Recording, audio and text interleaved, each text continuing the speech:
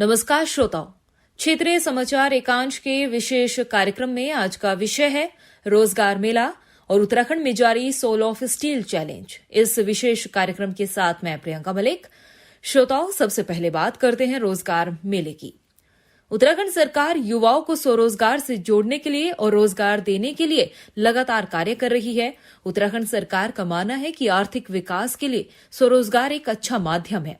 स्वरोजगार के माध्यम से एक व्यक्ति अपने साथ कई अन्य व्यक्तियों को रोजगार से जोड़ सकता है। युवाओं के लिए रोजगार और स्वरोजगार को बढ़ावा देने के लिए राज्य सरकार द्वारा निरंतर प्रयास किए जा रहे हैं और इसी दिशा में आगे बढ़ते हुए राज्य सरकार की ओर से रोजगार मेलों का भी आयोजन किया जा रहा है।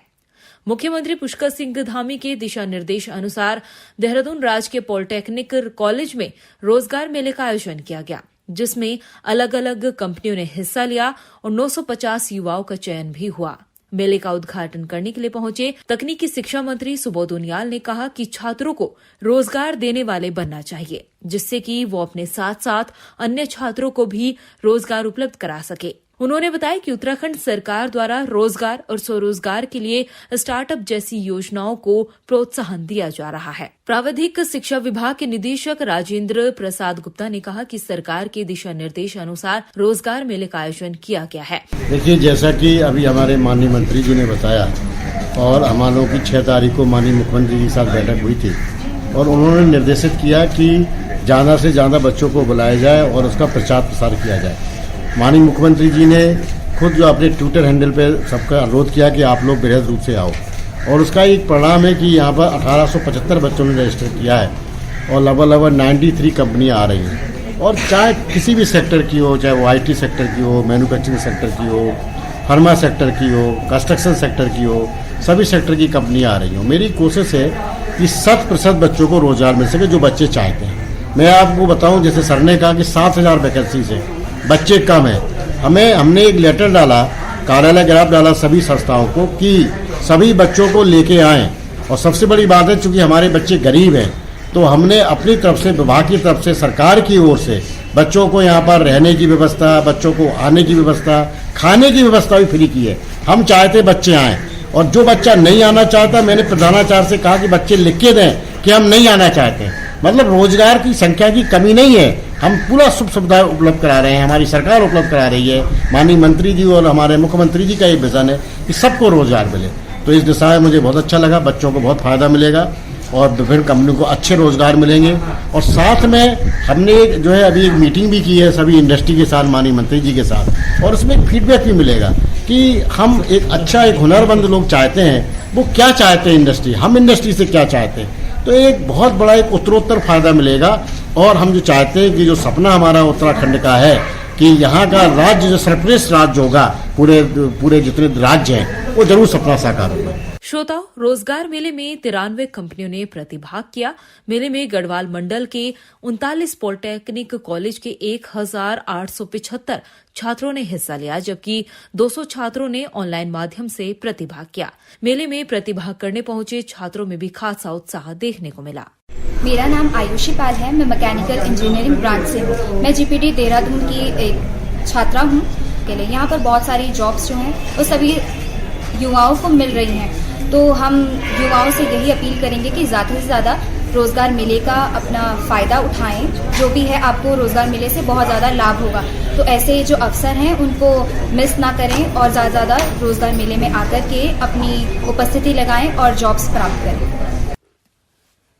श्रोताओं, अब बात करते हैं उत्तराखंड में जारी सोल ऑफ स्टील चैलेंज की। सीमांत जनपद चमोली में भारत तिब्बत चीन सीमा पर स्थित सुदूरवर्ती क्षेत्र गमसाली में सेना और युवाओं द्वारा संयुक्त अभियान चलाया जा रहा है, जिसे नाम दिया गया है सोल ऑफ स्टील चैलेंज। इसका उद्देश्य ऊंचाई पर सहन शक्ति का प्रशिक्षण करना है, जिसमें युवाओं को प्रशिक्षण देकर हर तरह की चुनौतियों से मुकाबला करने के लिए तैयार किया जा रहा है। इस अभियान में देश के विभिन्न राज्यों से आए 23 चुनिंदा युवाओं में से 2 युवतियां भी शामिल है। ये देश ही नहीं बल्कि दुनिया में पहला अभियान है जिसमें सेना विभिन्न क्षेत्रों से आए युवाओं को विशेष प्रशिक्षण दे रही है। 2 महीने के प्रशिक्षण के बाद युवाओं को 7 दिन के विशेष चैलेंज अभियान से गुजरना पड़ेगा। इस दौरान ग्लेशियर और पहाड़ की चोटियों से होते हुए 18,600 फीट से अधिक ऊंचाई पर स्थित अमृत गंगा ग्लेशियर समिट भी इन्हें पार करना पड़ेगा। मुख्य प्रशिक्षक लेफ्टिनेंट कर्नल योगेश ने बताया कि बीते 3 अप्रैल को नैनीताल से शुरू हुआ ये अभियान 4 जून तक आयोजित किया जाएगा। इस अभियान का पहला चरण नैनीताल में आयोजित किया गया था, जबकि दूसरा चरण गमशाली में आयोजित किया जा रहा है और इसके बाद 10 जून से विशेष चैलेंज अभियान घंघरिया से शुरू होगा, जो कि 16 जून तक आयोजित किया जाएगा।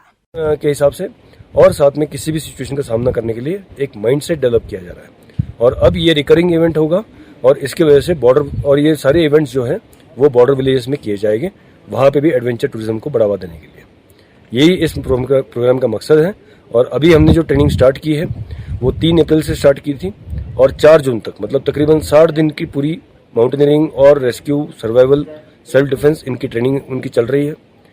पहला जो फेज था वो हमने नैनीताल में किया, उसके बाद फिर अभी हम घमसाली में हैं और इसके बाद हम लोग जो आपको पीछे दिख रहा है वो अमृत गंगा ग्लेशियर, उसके अंदर जाके 15 दिन की आइस क्राफ्ट और स्नो क्राफ्ट की ट्रेनिंग होगी इनकी और वहां से फिर हम लोग एक समिट भी करेंगे जो कि 18,600 फीट का तकरीबन जो हाइट है उसके अंदर समिट करेंगे और वो समिट भी अगेन सेल्फ सस्टेन स्टाइल में होगा, जहां पे उनको बिना सपोर्ट के खुद समिट करके कम से कम इक्विपमेंट के साथ करना है।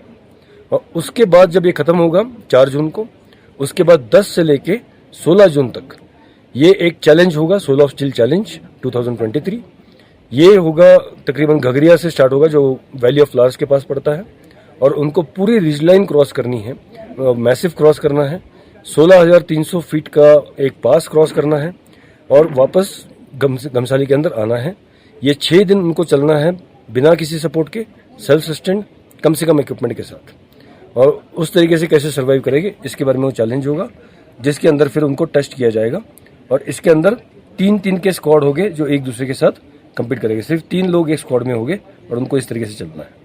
अभियान में इंस्ट्रक्टर निवेदिता कौर का कहना है कि इस संयुक्त अभियान के तहत युवाओं को trekking, mountaineering, rock climbing, river rafting, self defence सहित तमाम सैनिक गतिविधियां सिखाई जा रही है ताकि वो किसी भी विषम परिस्थिति से मुकाबला करने के लिए तैयार हो सके। मेरा नाम निवेदिता कौर है और मैं सोल ऑफ स्टील प्रोग्राम में एज असिस्टेंट इंस्ट्रक्टर हूँ और मैंने basic, advance and search and rescue courses किए हैं माउंटेनियरिंग में। और जो सोल ऑफ स्टील प्रोग्राम है वो बाकी सारे कोर्सेज से इसलिए डिफरेंट है क्योंकि यहाँ पे कई सारी एडवांस टेक्निक सिखाई जा रही है माउंटेनियरिंग की, उसके साथ ही नेविगेशन, सर्वाइवल, सेल्फ डिफेंस और ऐसी बहुत सारी डिफरेंट लाइफ स्किल्स भी सिखाई जा रही हैं, इसलिए ये प्रोग्राम थोड़ा बाकी माउंटेनियरिंग कोर्सेज से डिफरेंट है। इस अभियान का एक और उद्देश्य यह भी है कि सीमावर्ती क्षेत्रों में स्थित सीमावर्ती गांवों को जीवंत करना है ताकि इन गांवों से हो रहे पलायन को रोका जा सके और पलायन कर चुके लोग वापस अपने घरों को आ सके। इन गांवों में पर्यटन गतिविधियों को बढ़ावा देने के लिए केंद्र और प्रदेश सरकार कई विकास योजनाएं भी चला रही है ताकि यहां के लोगों को रोजगार मुहैया हो सके और इनकी आर्थिकी मजबूत हो सके। इसीलिए इन गांवों को इस अभियान से जोड़ा गया है। इस अभियान की शुरुआत रक्षा मंत्री राजनाथ सिंह द्वारा देहरादून से की गई थी और इस अभियान में भारत सरकार के रक्षा मंत्रालय, पर्यटन मंत्रालय के साथ ही कई अन्य मंत्रालय और उत्तराखंड सरकार भाग ले रही है। इस अभियान में भाग लेने के लिए देश के युवाओं से ऑनलाइन आवेदन मांगे गए थे, जिसमें 1,400 से अधिक युवाओं द्वारा आवेदन किया गया था और उनमें से मात्र 17 युवाओं का ही चयन किया गया, जिसके बाद उनकी फिजिकल एबिलिटी को देखते हुए 23 चुनिंदा युवाओं का चयन किया गया है। श्रोताओं, अब वक्त हो चला है आपसे विदा लेने का।